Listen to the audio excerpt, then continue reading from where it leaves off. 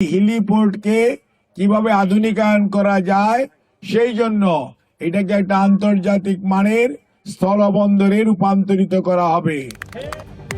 বাংলাদেশে ক্ষমতার পালাবদলে হিলি স্থলবন্দরে বাণিজ্যের সুদিন ফেরার আশায় বুক বেঁধেছেন ভারতীয় ব্যবসায়ীরা। শুক্রবার নির্বাচনের ফলাফলে বিএনপির সংখ্যাগরিষ্ঠতা এবং দিনাজপুর ৬ আসনে বিএনপি প্রার্থী ডাক্তার আবু জাফর মোহাম্মদ জাইদ হোসেনের জয়ে উচ্ছ্বসিত হিলির ব্যবসায়ী মহল। গত ১.৫ বছরের রাজনৈতিক অস্থিরতা, বাণিজ্যে মন্দার পর হবু প্রধানমন্ত্রী তারেক রহমানের বাংলাদেশের উত্তর অংশের সঙ্গে নারীর টান এবং স্থানীয় প্রার্থীর বন্দর আধুনিকীকরণের প্রতিশ্রুতি নতুন করে স্বপ্ন দেখাচ্ছে। ব্যবসায়ীদের মতে তারেক রহমানের সঙ্গে হিলির বাণিজ্যিক পরিচিতি বাড়তি সুবিধে দেবে।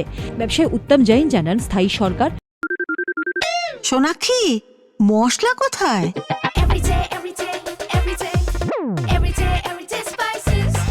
এভরিডে মশলা, দেশের স্বাদ ও সঠিক নীতির ফলে বাণিজ্যে বিনিয়োগ বাড়বে। অন্যদিকে ব্যবসায়ী আশুতোষ সাহা বাণিজ্যে আশাবাদী হলেও সংখ্যালঘু নিরাপত্তা নিয়ে কিছুটা সন্দিহান।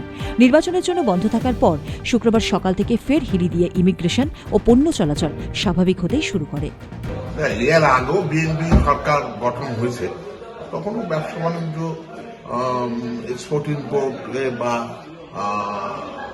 ইয়াটা তখনও ভালো ছিল।